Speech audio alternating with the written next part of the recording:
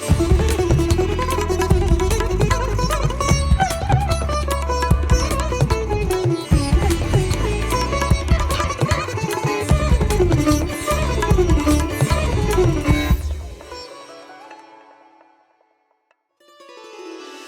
श्री साई राम।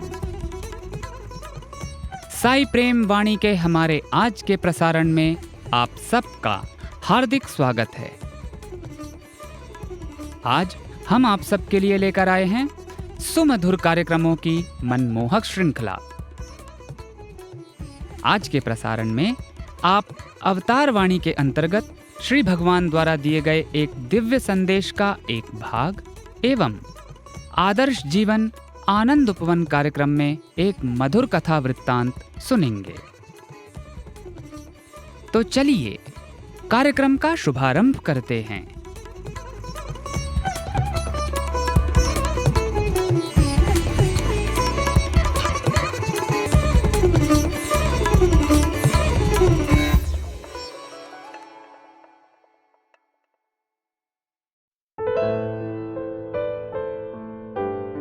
अब प्रस्तुत है हमारा कार्यक्रम अवतार वाणी। भगवान बाबा द्वारा 17 फरवरी सन 1996 को दिए गए दिव्य संभाषण का एक भाग आज हम प्रस्तुत करने जा रहे हैं।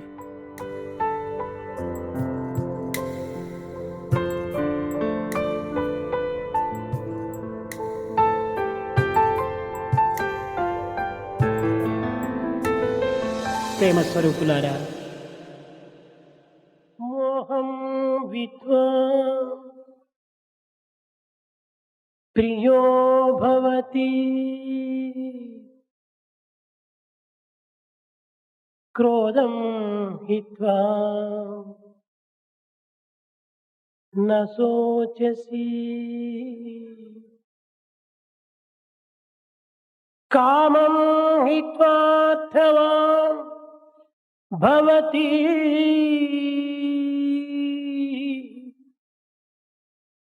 लोभं हित्वा सुखी भवति मोहं विद्वा प्रियो भवति। प्रेम स्वरूपुलारा, గర్వం ఉండినంత వరకు మానవుని ఎవ్వరునూ ప్రేమించరు. ఏనాడు మానవుడు గర్వమును అణగదొక్కును అప్పుడే అట్టి మానవుని సర్వులు ప్రేమిస్తుంటారు. క్రోధం హిత్వా న శోచసి. క్రోధముండనటువంటి వానికి సుఖం అనేటువంటిది ఉండదు. వాడు నిరంతరము కూడాను శోకించుచుండు. ఎప్పుడు ఈ క్రోధమును అణగదొక్కునో అప్పుడే అతనికి ఒక విధమైన ఆనందం ప్రాప్తిస్తుంది. మోహం హిత్వా ప్రియో భవతి క్రోధం హిత్వా న శోచసి కామం హిత్వార్థవాన్ భవతి लोभम हित्वा सुखी भवति। प्रेम स्वरूपो, गर्व के रहने तक मानव से कोई भी प्रेम नहीं करेगा। जब मानव गर्व को वश में करता है तभी सब लोग उससे प्रेम करते हैं।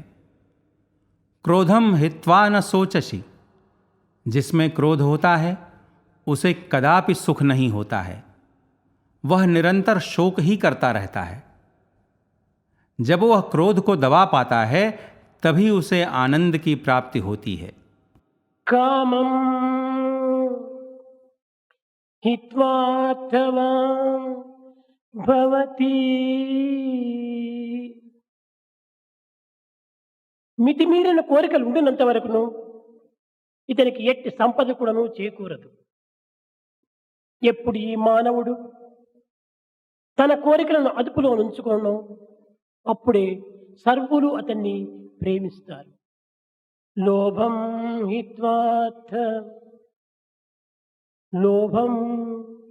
హిత్వార్థ సుఖీ భవతి. లోభముండినంత వరకును ఇట్టి మానవునికి ఎట్టి సుఖము కూడాను ప్రాప్తించదు.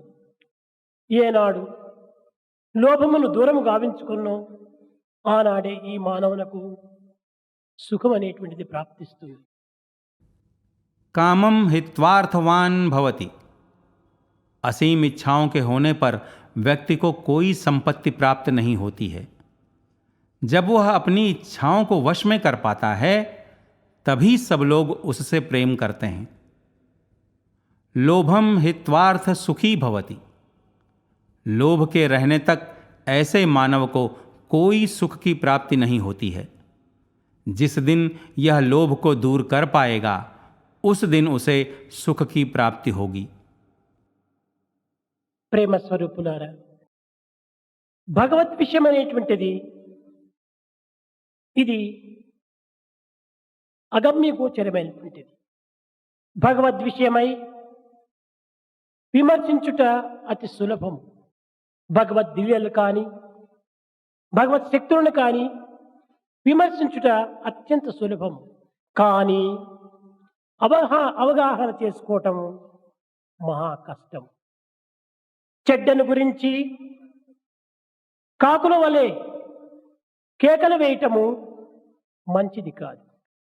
మంచిని గురించి కోకిల వలె గానము చేయటం చాలా మంచిది. प्रेम स्वरूपो, ईश्वर संबंधी विषय समझ से परे की बात है।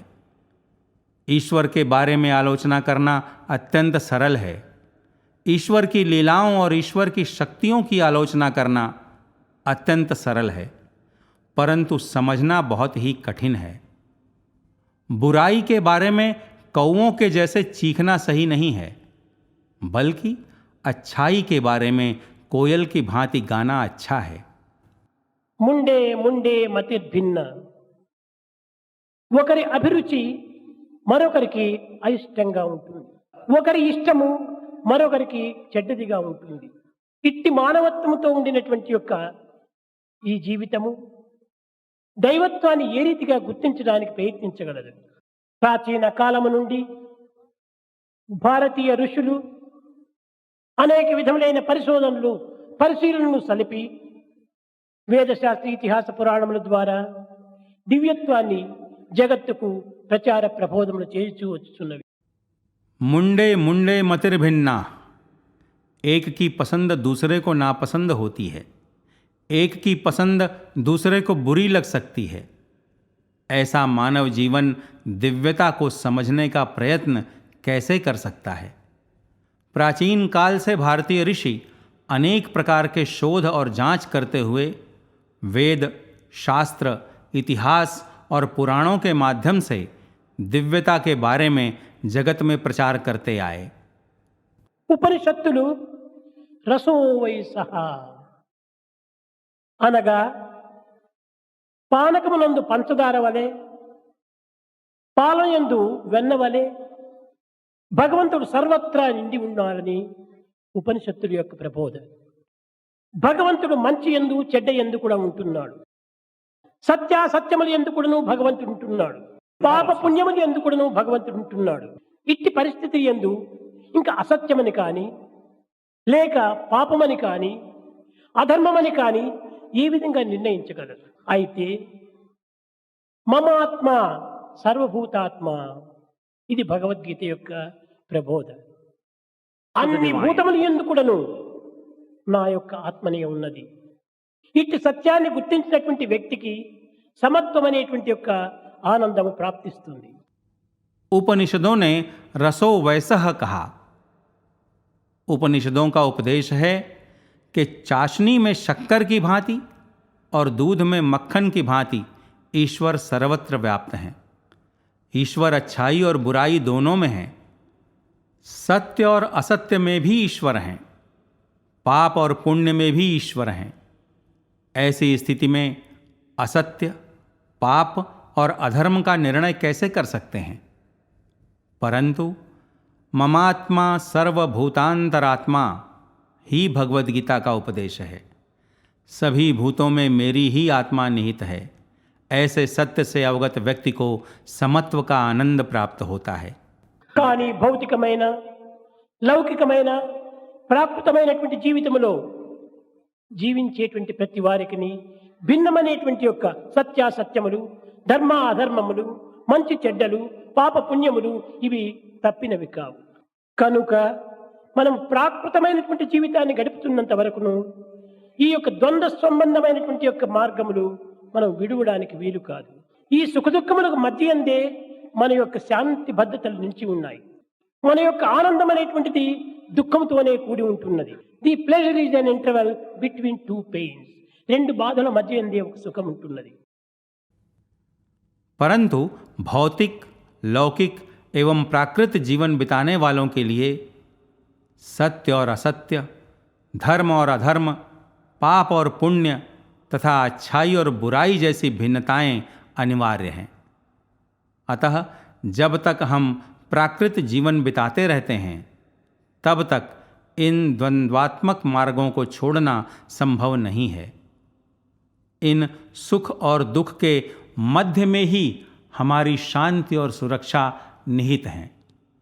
हमारा आनंद दुख से ही युक्त है.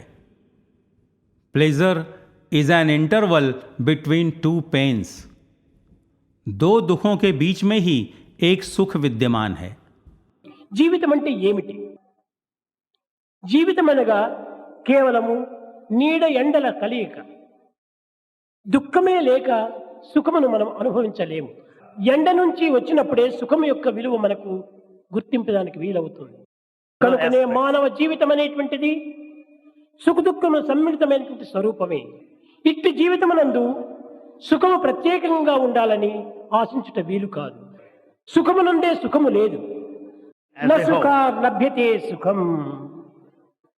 సుఖము నుండి సుఖము రాదు, దుఃఖము నుండియే మనకు సుఖం ప్రాప్తిస్తుంది. जीवन क्या है? धूप और छांव का मिश्रण ही जीवन है.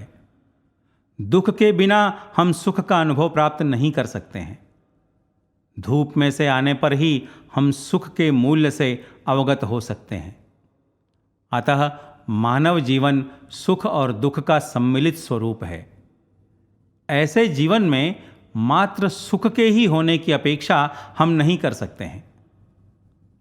सुख में ही सुख नहीं है. न सुखात लभ्यते सुखम. सुख से सुख निसृत नहीं होता है. हमें दुख से ही सुख की प्राप्ति होती है. కనుక ఈ ప్రపంచమంతయు కూడాను కేవలము మూడు విధములైనటువంటి కర్మల చేత ఆధారపడి ఉంటున్నది. ఇది సృష్టి, స్థితి, లయము అని. ఈ మూడింటి యొక్క ప్రమాణములను ప్రతి ఒక్కరు కూడా అంగీకరించక తప్పదు. ఏ కాలమునందైనా, ఏ దేశమునందైనా, ఏ పరిస్థితులు ఎందైనా నాస్తికుడైనా యాస్తికుడైనా ఈ మూడింటి యొక్క ప్రమాణములను అంగీకరింపక తప్పదు. ఇది కేవలము ఒక దివ్యమైనటువంటి యొక్క మార్గమును ప్రబోధించినటువంటిది. अतः यह समूचा विश्व 3 प्रकार के कर्म पर आधारित है. ये सृष्टि, स्थिति और लय हैं. इन तीनों के प्रमाणों को स्वीकारना सबके लिए अनिवार्य है. चाहे कोई भी देश हो, जो भी समय हो, जो भी परिस्थितियां हों, चाहे नास्तिक हो या आस्तिक, इन तीनों के प्रमाणों को स्वीकारना अनिवार्य है. यह दिव्यता के एक मार्ग का उपदेश देता है. సృష్టి అనేటువంటిది ఏమిటి? సృష్టి అనగా ఈశ్వర సంకల్పమునకు ప్రతిరూపమే. దీని పేరే ప్రకృతి. ఈ ప్రకృతి నుండి ఆవిర్భవించినటువంటి ప్రతి ప్రాణికి కూడాను ప్రకృతి యొక్క స్వభావంలో ఉండాలి, ఉండి తీరాలి. ఈ ప్రకృతి యొక్క ప్రభావమును ప్రచురించే నిమిత్తమై ఈ ప్రపంచములో మూర్తి భవించినటువంటి వాడే మానవుడు. ప్రకృతి యొక్క సంబంధము, ప్రకృతి యొక్క ప్రభావము అందరి యందు ఒక సమానంగా ఉండదు. सृष्टि क्या है? ईश्वर की संकल्पनाओं का स्वरूप ही सृष्टि है. इसका नाम प्रकृति है. इस प्रकृति से उत्पन्न प्रत्येक प्राणी में प्रकृति का ही स्वभाव होना चाहिए, होकर ही रहना चाहिए. इस प्रकृति के प्रभावों को प्रतिबिंबित करने के लिए ही इस संसार में मानव रूपायित हुआ है. प्रकृति के साथ संबंध और प्रकृति का प्रभाव सभी में समान रूप में नहीं होता है. ఈ ప్రకృతి చైతన్యము కేవలము దేహ సంబంధమైన భావంతో ఉండినటువంటి వానికి, అహంకారపరమైనటువంటి వానికి వికృతంగా ఉంటుంది. ఆత్మపరమైనటువంటి వానికి సుకృతం అవుతుంది. ప్రకృతి చైతన్యము ఒక్కటే. వారి వారి దృక్పథమును పురస్కరించుకొని, వారి వారి భావములను పురస్కరించుకొని ఈ మంచి చెడ్డలు అభివృద్ధి అవుతూ ఉంటాయి. ఈ ప్రపంచమునకు లోకము అని ఒక పేరు. లోకమనగా ఏమిటి? ఆలోచనతో కూడినటువంటి శక్తికే లోకము అన్నారు. दैहिक भावना के साथ और अहंकार से रहने वाले के लिए प्रकृति और चेतना का संबंध विकृत प्रतीत होता है, परंतु आत्मपरक रहने वाले के लिए सुकृत होता है। प्रकृति और चेतना एक ही हैं, अपने अपने दृष्टिकोण और अपनी अपनी भावनाओं के कारण अच्छाई और बुराई उत्पन्न होते रहते हैं। इस विश्व का एक अन्य नाम लोक है। लोक से क्या तात्पर्य है? विचारों से युक्त शक्ति को ही लोक कहा गया है। ఈ ప్రదేశంలో అనేక మంది ఇప్పుడు ఉంటున్నారు. అందరూ ఒకే ప్రదేశంలోనే ఉంటున్నారు. కానీ ఒక్కొక్క లోకం ఒక్కొక్క రీతిగా ఉంటుండాలి. కారణం ఏమిటి? ఒకరు విద్యను గురించి యోచిస్తుంటారు, ఒకరు ఉద్యోగం గురించి యోచిస్తుంటారు, ఇంకొకరు వ్యాపారం గురించి విచోచిస్తుంటారు, ఇంకొకరు వ్యవసాయం గురించి విచరిస్తుంటారు, మరికొంతమంది విజ్ఞానం గురించి విచారం చేస్తుంటారు. ఈ నైతిక, భౌతిక, ధార్మిక, ఆధ్యాత్మిక లౌకికములందు ప్రతి భావము కూడాను మనసు యొక్క సంకల్పం యొక్క ప్రభావమే. కనుకనే మానవుని యందు ఈ సృష్టి స్థితి లయములు అనేటువంటిది తన యొక్క అంతర్భూతమైన శక్తులే. अभी यहाँ पर अनेक लोग हैं, सभी एक ही स्थान में हैं, परंतु एक एक का लोक अलग अलग है। क्या कारण है? कोई शिक्षा के बारे में विचार करता रहता है, कोई नौकरी के बारे में विचार करता रहता है, और कोई धंधे के बारे में विचार करता रहता है, और कोई खेतीबाड़ी के बारे में विचार करता रहता है, और कुछ विज्ञान के बारे में विचार करते रहते हैं। इन नैतिक, भौतिक, धार्मिक, आध्यात्मिक, लौकिक आदि में प्रत्येक भावना मन की संकल्पनाओं का ही प्रभाव है। इसीलिए ये सृष्टि, स्थिति और लय मानव की अंतर्निहित शक्तियां ही हैं। సృష్టి అనగా కేవలము సంకల్పముల యొక్క స్వరూపమే. స్థితి అనగా అట్టి స్వరూపాన్ని రక్షించటమే. లయమనగా ఈ రక్షింపబడినటువంటి దానిని తనలో చేర్చుకోవటమే. ఈ సృష్టి, స్థితి, లయములకే కేవలము రజోగుణ, తమోగుణ, సాత్వికములని పేరు పెట్టారు. మానవుడు త్రిగుణాత్మక స్వరూపుడు. ఈ త్రిగుణములే త్రిశూలములు, ఈ త్రిశూలములే త్రిమూర్తులు, ఈ త్రిమూర్తులే త్రిలోకులు. కనుక మూడు లోకములు, మూడు మూర్తులు కూడాను ప్రతి మానవుని యందు కూడాను మూర్తి భవించినటువంటి వారే. सृष्टि अर्थात मात्र संकल्पनाओं का ही स्वरूप है। स्थिति अर्थात उस स्वरूप की रक्षा करना। लय अर्थात जिसकी रक्षा की गई है उसे स्वयं में विलीन करना। इन सृष्टि, स्थिति और लय के लिए रज, तम और सत्व गुण नाम दिए गए हैं। मानव त्रिगुणों से युक्त स्वरूप का प्रतिरूप है। ये त्रिगुण ही त्रिशूल हैं, ये त्रिशूल ही त्रिमूर्ति हैं, ये त्रिमूर्ति ही त्रिलोक हैं। अतः ये तीन लोक और त्रिमूर्ति प्रत्येक व्यक्ति में विद्यमान हैं। ఈ ప్రపంచమునందు బ్రహ్మ, విష్ణు, మహేశ్వరులు అనేటువంటి వారిని రూపముగా దర్శించినటువంటి వారు ఎవరు లేరు. ఎవరు బ్రహ్మ, ఎవరు విష్ణు, ఎవరు మహేశ్వరుడు? మానవుని యందు ఉన్నటువంటి ఈ త్రిగుణములే ఈ త్రిమూర్తి స్వరూపులు. త్రిగుణం త్రిదళాకారం త్రినేత్రం చ త్రియాయుధం త్రిజన్మ పాప సంహారం ఏక బిల్వం శివార్పణం. ఈ మూడింటి యొక్క గుణములను ఏకత్వంగా భావించి దివ్యత్వమైనటువంటి శివార్పితము గావించటమే. इस संसार में ब्रह्मा, विष्णु और महेश्वर को साकार में देखने वाले कोई भी नहीं है। कौन ब्रह्मा है, कौन विष्णु हैं, कौन महेश्वर हैं? मानव में निहित ये त्रिगुण ही ये त्रिमूर्ति स्वरूप हैं। त्रिदलम त्रिगुणाकारम त्रिनेत्रम च त्रियायुधम त्रिजन्म पाप संहारम एक बिल्वम शिवार्पणम। इन तीनों गुणों को समान मानते हुए उन्हें दिव्यता रूप में विद्यमान शिव के प्रति समर्पित करना चाहिए। అనగా శివం అనగా ఏమిటి? మంగళమైనటువంటి యొక్క స్థితి. ఈ త్రిమూర్తి తత్వాన్ని ఏకత్వంగా గావించుకున్నప్పుడే మానవత్వంలో మంగళత్వం ఏర్పడుతుంది. రాజకీయ రంగమునందు అనేక విధములైనటువంటి శాఖలు ఉంటుంటాయి. ఆరోగ్య శాఖ ఉంటుంది, విద్యాశాఖ ఉంటుంది, ఆర్థిక శాఖ ఉంటుంది. ఇదే విధంగానే ఆధ్యాత్మిక మార్గమునందు కూడాను అనేక శాఖలు ఉంటున్నాయి. ఇది ఏ సృష్టి స్థితి లయములు. शिवम से तात्पर्य क्या है? मंगलमय स्थिति। इस त्रिमूर्ति तत्व को एकता में स्वीकारने पर ही मानव में मंगलमयता की स्थिति प्रतिष्ठित हो सकती है। राजनीति के क्षेत्र में अनेक शाखाएं होती हैं। स्वास्थ्य विभाग होता है, शिक्षा विभाग होता है, आर्थिक विभाग होता है। इसी प्रकार आध्यात्मिक क्षेत्र में भी अनेक शाखाएं हैं। यही सृष्टि, स्थिति और लय हैं। సృష్టి డిపార్ట్మెంట్ కు ఒక నాయకుడు, పోషణ డిపార్ట్మెంట్ కు ఒకరు నాయకులు, లయ సంబంధమైనటువంటి దానికి ఒకరు నాయకులు.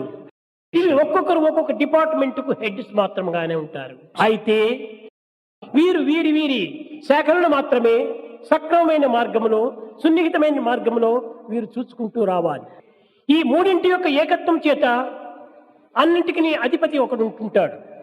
అతన్ని ప్రైమ్ మినిస్టర్ ఆర్ ముఖ్యమంత్రి అనుకోవచ్చు. అతని పేరే గాడ్. ఈ మూడింటి యొక్క చేరికను తన హస్తంలో ఉంచుకున్నాడు అన్నమాట. దీనినే గాడ్ అన్నారు, దీనినే అల్లా అన్నారు. सृष्टि विभाग का एक नेता होता है, पोषण विभाग का एक नेता होता है, लय संबंधी विभाग का एक नेता होता है। ये सब एक एक विभाग के अध्यक्ष मात्र रहते हैं।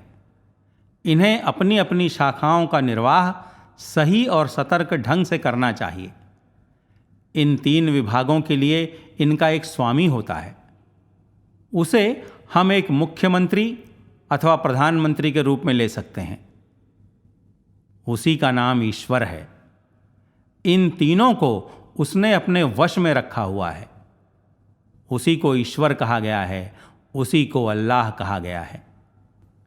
ఈ విధమైనటువంటి భిన్న భేదములైనటువంటి యొక్క మార్పును ఉంచుకొని దైవత్వానికి అనేక రూపనామములు కల్పిస్తూ వచ్చారు. ఈ సృష్టి స్థితి లయములకు మూడింటికి ఈ దైవత్వమే మూల కారణము. దీనిని ఆంగ్లమందు GOD గాడ్ అన్నారు. జీ సృష్టి, జనరేషన్, ఓ ఆర్గనైజేషన్, తర్వాత డి డిస్ట్రిబ్యూషన్. ఈ విధమైనటువంటి మూడింటి యొక్క ఏకత్వం చేతనే గాడ్ అనేటువంటి పేరు పెట్టారు. ఈ విధమైనటువంటి దివ్యత్వాన్ని మానవులు అర్థం చేసుకోలేకపోతున్నారు. ఈ డి అనేటువంటి దాన్ని నాశనం చేసినట్టుగా డిస్ట్రాక్షన్ అన్నారు. అదే లయము అన్నారు. అనగా తనలో లయం గావించుకోవటమే. ఓ ఆర్గనైజేషన్ అనగా రక్షించటము.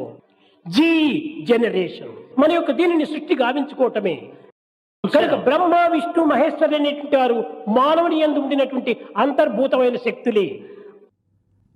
इसी भिन्नता के आधार पर ईश्वर के अनेक रूपों और नामों की परिकल्पना करते आए हैं। इन सृष्टि, स्थिति और लय तीनों का मूल कारण ईश्वर ही हैं। इसी को अंग्रेजी में GOD गॉड कहा गया है। जी से जनरेशन अर्थात सृष्टि, ओ से ऑर्गेनाइजेशन, डी से डिस्ट्रक्शन। इन तीनों की एकता के ही आधार पर गॉड नाम दिया गया। ऐसी दिव्यता को मानव समझ नहीं पा रहा है। इस डी को विनाश के अर्थ में डिस्ट्रक्शन अर्थात लय कहा गया है, अर्थात अपने में विलीन करना। ओ से ऑर्गेनाइजेशन अर्थात संगठन द्वारा सुरक्षा प्रदान करना। जी से जनरेशन अर्थात सृजन करना। अतः ब्रह्मा, विष्णु और महेश्वर मानव में अंतर्निहित शक्तियां ही हैं। దీనిని అర్థం చేసుకోవడం ఆధ్యాత్మిక తత్వం అత్యవసరం. ఆధ్యాత్మికమనగా ఒంటరితనమని కానీ, ఏకాకి జీవితమని కానీ కాదు. మానసిక రాగ ద్వేషములకు దూరంగా ఉండి యావత్ మానవ కోటిని ఏకంగా పరిపూర్ణంగా ఉంచగలిగినటువంటి శక్తియే ఆధ్యాత్మికము. కనుక ఆధ్యాత్మిక తత్వం అనగా ఏదో ఒక విధమైనటువంటి యొక్క ఒంటరితనముగా భావిస్తున్నారు. అది చాలా పొరపాటు. ఇట్టి ఆధ్యాత్మిక తత్వాన్ని ప్రతి మానవుడు కూడాను అంతర్భూతంగా అర్థం చేసుకోవాలి. इसे समझने के लिए आध्यात्मिक तत्व अत्यंत आवश्यक है. आध्यात्मिक का अर्थ अकेलापन अथवा एकांत जीवन नहीं है. मानसिक राग और द्वेष से दूर रहते हुए समस्त मानव जाति को एक और पूर्ण रख सकने वाली शक्ति ही आध्यात्मिकता है. आध्यात्मिकता को अकेलेपन के रूप में समझ रहे हैं, जो बड़ी भूल है. प्रत्येक व्यक्ति को इस आध्यात्मिकता को आंतरिक रूप में समझना चाहिए. अभी आप सुन रहे थे अवतार वाणी. आज आपने भगवान बाबा द्वारा सन 1996 में दिए गए दिव्य संभाषणों की प्रसिद्ध श्रृंखला में से एक दिव्योद्बोधन का एक भाग सुना.